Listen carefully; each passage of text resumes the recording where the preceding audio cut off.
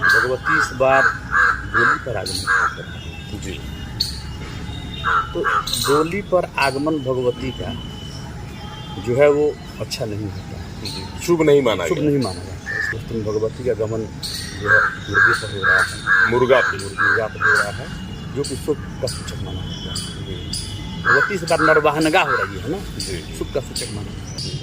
षष्टम कात्यायनी, भगवती कात्यायनी, इनको शहद का भोग लगाया जाता है, मधु का। मधु का भोग लगाया जाता है।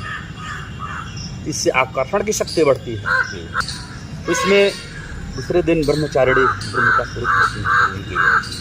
उस दिन उनको चीनी, पंचामृत इत्यादि का भोग लगाया जाता है, इससे दीर्घायुता की प्राप्ति होती है। जी। 11 अक्टूबर को प्रातः 6:52 से नवमी प्रारंभ हो जा रही है जी। और 12 तारीख को प्रातः 5:46 तक नवमी है। जी।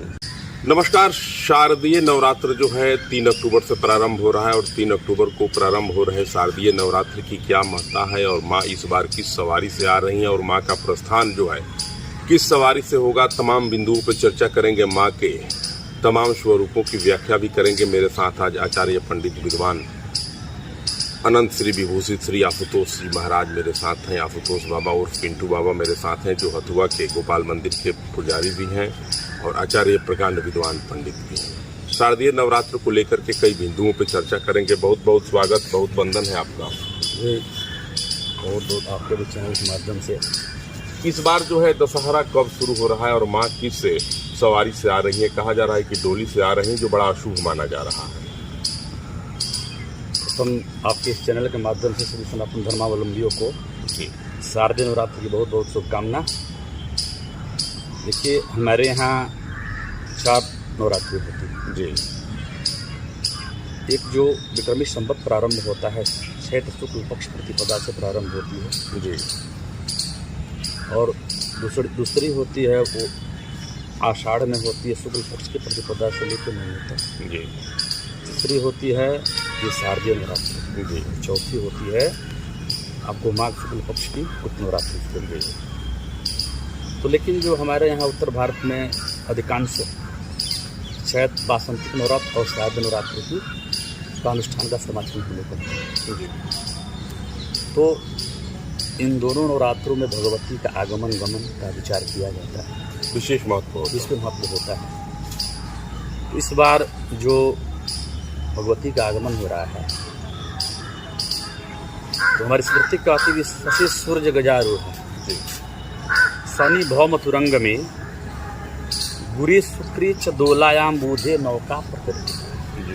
अर्थात भगवती का आगमन इस बार गुरुवार को हो रहा है। भगवती इस बार डोली पर आगमन कर रही है। जी। तो डोली पर आगमन भगवती का जो है वो अच्छा नहीं होता, जी, शुभ नहीं माना शुभ गया। नहीं माना जाता। इसलिए छत्रभंग, विकलता जनमानस में, जी। अकाल की स्थिति, आदि व्याधि की स्थिति, महामारी की स्थिति बन जाती है। जी।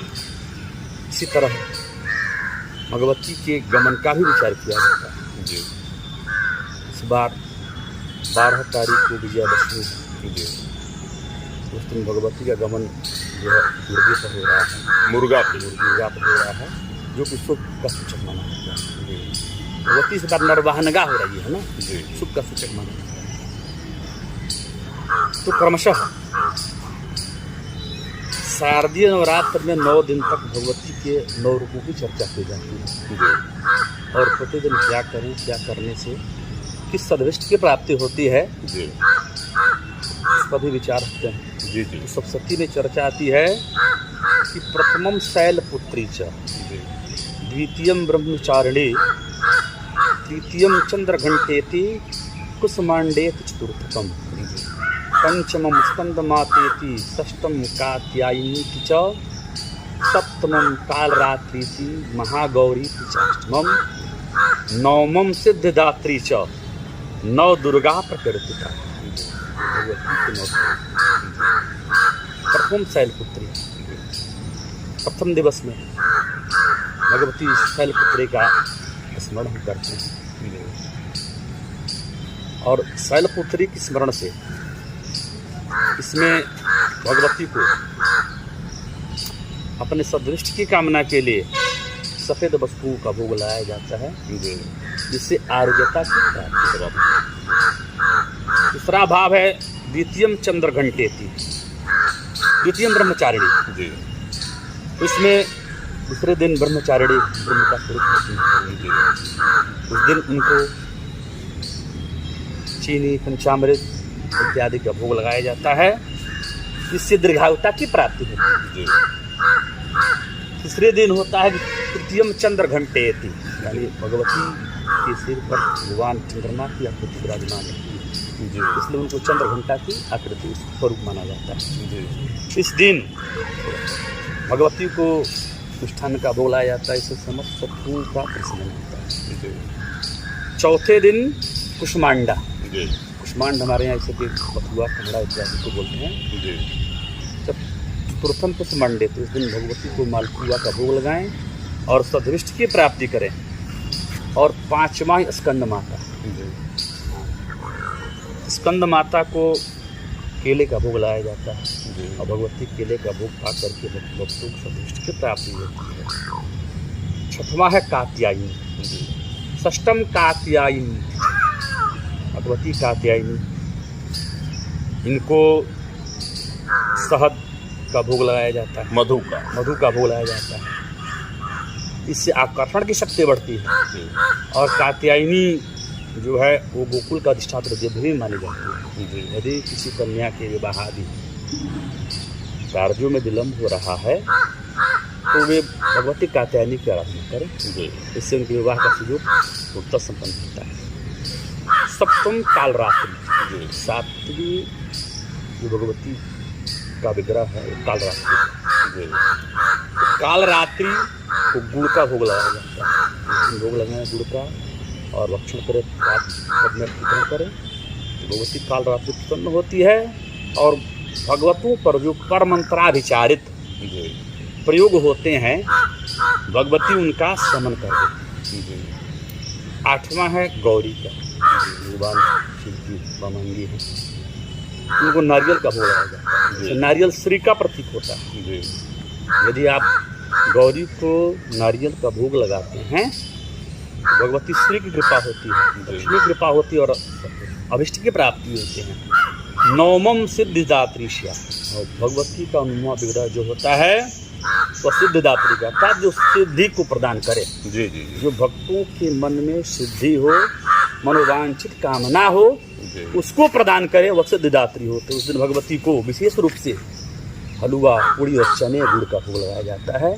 इस तरह 9 दिन साधक अपने व्रत का समाचरण करते हुए भगवती के 9 रूपों का आराधना करता है और जो भी लिखित वस्तुएं उनको भोग लगाया जाता है, भगवती प्रसन्न होकर उन सब समस्त सदृष्ट की प्राप्ति कराएंगे।